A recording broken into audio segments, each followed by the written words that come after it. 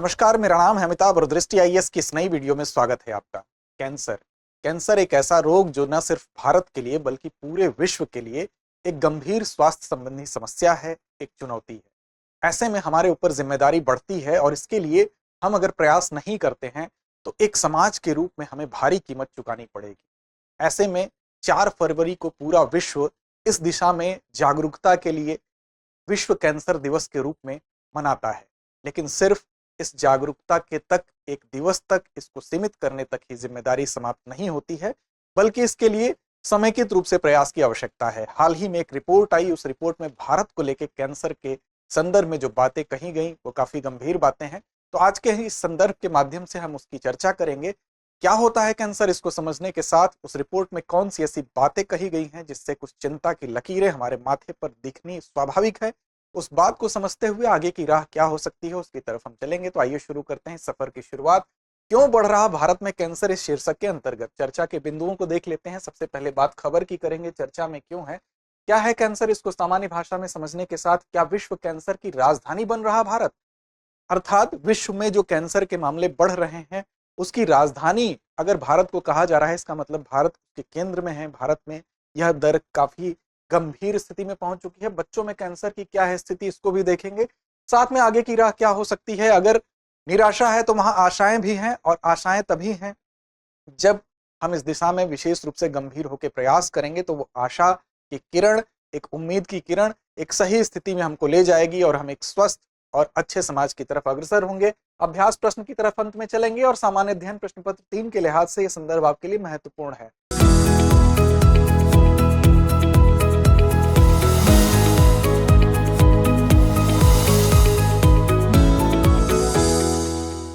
बात खबर की करेंगे। खबर है वही यार, cancer cases soaring in India. India में ये क्यों बढ़ रहा है इसको देखने के साथ साथ रिपोर्ट को भी समझने की कोशिश करेंगे। इंडियन एक्सप्रेस की यह खबर है, इसी के आलोक में आज की चर्चा केंद्रित होगी।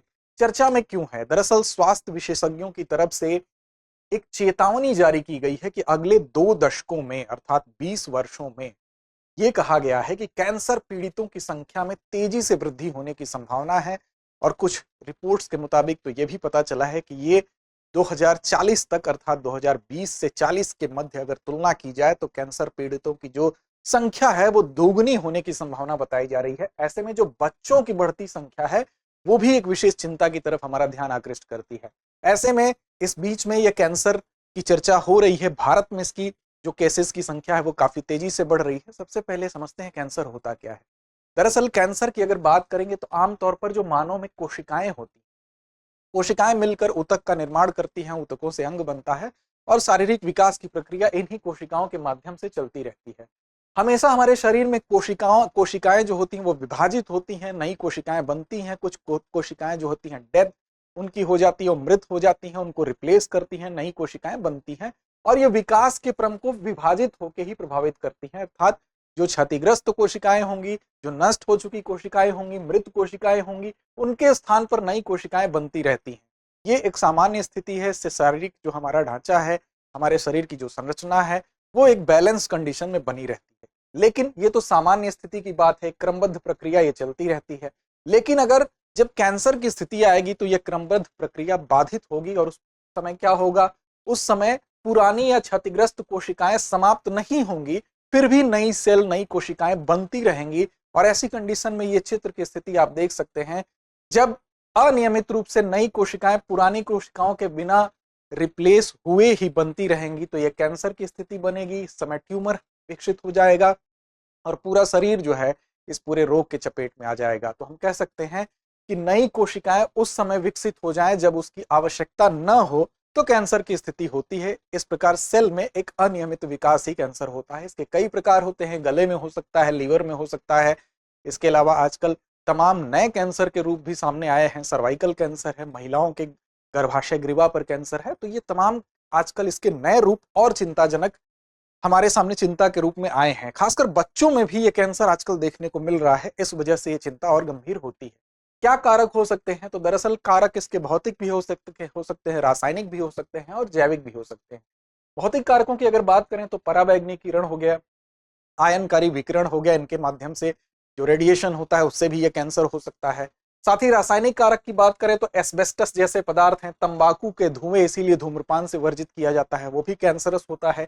इसके अलावा एफ्लाटॉक्सिन एक प्रकार का खाद्य संदूषक अर्थात खाने की चीजों में पाए जाने वाला एक प्रकार का प्रदूषक है, उससे भी होता है। आर्सेनिक, आप देखेंगे काफी जगह के पानी में आर्सेनिक की मात्रा ज्यादा होती है, ये भी कैंसर के लिए उत्तरदायी होता है। तो ये कुछ रासायनिक कारक है। और जैविक कारकों की अगर बात करें तो वायरस हो गया, बैक्टीरिया हो गया, परजीवी हो गया, इनके माध्यम से संक्रमण होगा तो ये भी कैंसर का कारण बन सकते हैं। इसके अलावा कुछ अन्य कारण भी है, जैसे बढ़ती उम्र के कारण कैंसर होता है। अल्ट्रा प्रोसेस्ड खाद्य पदार्थ, वर्तमान संदर्भ में अगर बात करें तो सबसे बड़ी चीज आजकल जितने भी जंक फूड्स हम खाते हैं, अल्ट्रा प्रोसेस्ड जो भी होता है, कोई भी चीज को इतना ज्यादा प्रोसेस कर दिया जाता है कि वो कॉस्मेटिक फूड भी इसको कहा जाता है, अर्थात जो नेचुरल तत्व उसके हैं उसको नष्ट करके उसमें कृत्रिम रूप से ऐसे तत्व डाल दिए जाएं अल्ट्रा प्रोसेसिंग के माध्यम से, तो इसको अल्ट्रा प्रोसेस्ड खाद्य पदार्थ कहते हैं। जैसे आप चिप्स देखते हैं, एक नेचुरल चिप्स होता है जो आलू से जो पुरानी परंपरागत तरीके से बनता था, और आजकल जो चिप्स बनते हैं उसमें तमाम तरह के नए फ्लेवर डालने के लिए उसके मूल तत्व को नष्ट कर दिया जाता है, उसमें अजीनोमोटो और तमाम ऐसी चीजें मिलाई जाती हैं जो कि कैंसरस होता है। साथ ही अस्वास्थ्यकर आहार, हमारे इसी सेगमेंट के अंदर इसको भी देख सकते हैं। ऐसे बहुत सारे आहार के अंदर हमने अपने आहार को इस तरह की चीजें उसमें शामिल कर ली हैं जो कि काफी दिनों तक पैक्ड जो खाद्य सामग्री है उसमें भी इस प्रकार के तत्व होते हैं। साथ ही प्रदूषण एक बड़ा कारण है, वायु में ऐसे ऐसे प्रदूषक हैं वो भी हमारे लिए हमारी बॉडी में कैंसरस हो सकते हैं, कैंसर का कारण हो सकते हैं। तो ये कुछ कारक होते हैं जिनकी वजह से कैंसर हो सकता है। क्या विश्व कैंसर की राजधानी बन रहा है भारत? अब मुख्य बिंदु की तरफ हम आते हैं। तो दरअसल एक रिपोर्ट जारी की गई, किसके द्वारा? अपोलो हॉस्पिटल, जो कि इंडिया का एक मल्टीनेशनल हेल्थ केयर ग्रुप है, अपोलो हॉस्पिटल, इसके द्वारा एक रिपोर्ट जारी की गई। और इस रिपोर्ट में जो बातें कही गई वो दरअसल चिंताजनक तस्वीर प्रस्तुत करती हैं स्वास्थ्य में जो गिरावट है भारतवर्ष में उसको लेके। क्या तस्वीरें हैं? तो इसमें कैंसर और गैर संचारी रोगों के बढ़ते मामले के दिशा में कुछ चिंताजनक बातें बताई गई हैं। गैर संचारी रोग वो होते हैं जो कि एक व्यक्ति से दूसरे व्यक्ति में फैलते नहीं है, संक्रामक नहीं होते हैं। दुनिया की कैंसर की राजधानी कहा गया है इस रिपोर्ट में। क्यों कहा गया है? इसमें यह कहा गया है कि 3 में से 1 ऐसा व्यक्ति है हिंदुस्तान में, भारत में, जो कि प्री डायबिटिक है। साथ ही 3 में से 2 व्यक्ति ऐसे हैं जो कि प्री हाइपर टेंसिव हैं, और 10 में से 1 व्यक्ति ऐसा है जो डिप्रेशन का शिकार है। ये कुछ आंकड़े इसमें बताए गए। और साथ ही भारत में ये कहा गया कि कैंसर की राजधानी है दुनिया की, क्योंकि कैंसर के जो बढ़ते मामले हैं उनकी तादाद भारतवर्ष में बहुत ज्यादा दिखाई दे रही है। इस रिपोर्ट में कुछ अन्य बातें भी कही गई। उस बात में कहा गया कि कैंसर हो, चाहे डायबिटीज हो, हाई ब्लड प्रेशर हो, हृदय रोग हो, मानसिक स्वास्थ्य हो, इन सारी चीजों की जो स्थिति है भारत में वो गंभीर बनी हुई है। ये बताया गया कि 2020 में जो इनकी संख्या है 1.4 मिलियन वो है, इसको 2025 तक जब जाएंगे तो इसमें लगभग 12% की वृद्धि देखी जाएगी, और ये 1.57 मिलियन अर्थात 15.7 लाख तक ये आंकड़ा पहुंच जाएगा।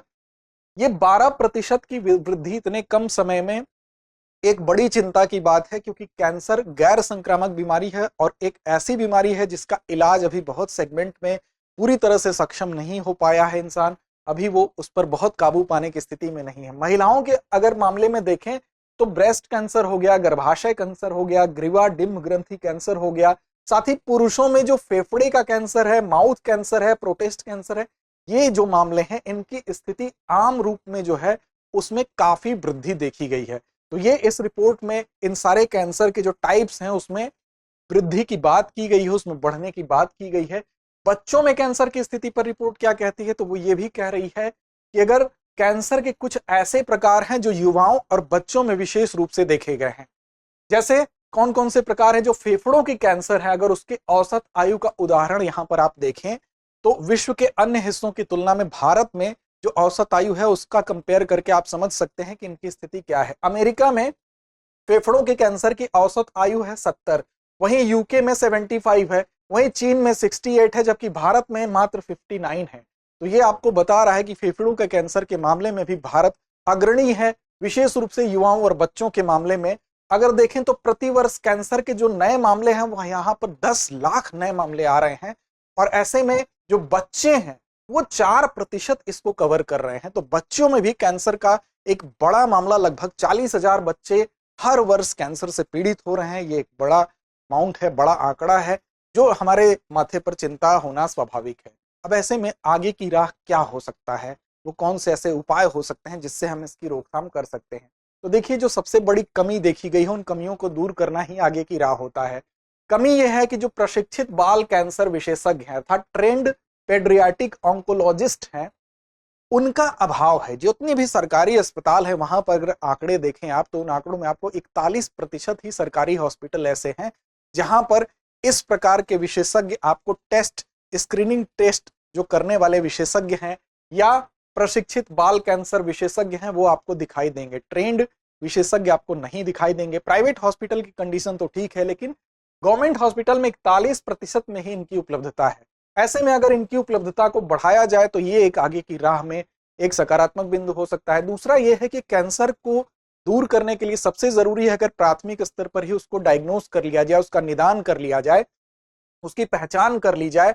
इस दिशा में अगर हमको डायग्नोस करने की प्रक्रिया को बढ़ा दें, अर्थात जो टेस्ट स्क्रीनिंग रेट है वो अगर हम बढ़ा दें, वर्तमान में अगर यहाँ की बात की जाए, भारत की बात की जाए, तो टेस्ट स्क्रीनिंग रेट काफी कम है, उसको बढ़ाने की आवश्यकता है जिससे डायग्नोस कर सके, उनकी देखभाल तब बेहतर हो सकेगी और तब दवाओं तक उनकी पहुंच बढ़ सकेगी और तभी हम इस पूरी की पूरी व्यवस्था को दुरुस्त कर पाएंगे। अन्यथा अगर डायग्नोस प्राइमरी स्टेज में ही नहीं हो पाया तो कैंसर अगर अगले स्टेज में पहुंचेगा तो उसका इलाज संभव नहीं होगा। साथ ही इसमें एक बड़ी बाधा खर्च की आती है, क्योंकि काफी ऐसे लोग हैं, काफी ऐसा बड़ा ऐसे लोगों का समूह है जो कि खर्च वहन नहीं कर पाता है और इलाज बीच में ही छोड़ देता है। ऐसी दशा में इलाज बीच में अगर छूटने को हम लिमिटेड कर दें, इस चीज पे कंट्रोल कर लें, तो काफी इस चीज से निदान पाया जा सकता है। स्क्रीनिंग रेट को सुधारना एक बड़ी चुनौती है, क्योंकि वर्तमान में अगर भारत के संदर्भ में देखें तो जो स्क्रीनिंग रेट है, WHO कहता है कि 70% स्क्रीनिंग रेट कम से कम होना चाहिए। भारत के संदर्भ में आप देखेंगे तो चौंकाने वाले आंकड़े हैं, केवल 1% स्क्रीनिंग रेट है। तो टेस्ट स्क्रीनिंग रेट में सुधार करना एक बड़ी चुनौती है और सरकार द्वारा स्वास्थ्य जांच की जो दर है इसको प्रोत्साहित करना होगा। इसको प्रोत्साहित करने के लिए सरकार को आगे आना होगा, निजी संस्थाओं को भी उनके साथ सहयोग करना होगा और सबसे बड़ी चीज सामुदायिक प्रयास के साथ साथ व्यक्तिगत स्तर पे भी हमें इसके लिए जागरूक होना पड़ेगा। और जितनी भी उपचारात्मक सेवाएं हैं इनका विस्तार तभी हो सकता है जब वित्तीय स्तर अच्छा हो। तो फाइनेंशियल सिक्योरिटी, फाइनेंशियल अगर हम वित्तीय सुरक्षा की स्थिति प्रोवाइड कराएं, इसके लिए जरूरी है कि सरकार एक नीति बनाए, उस नीति का क्रियान्वयन किया जाए।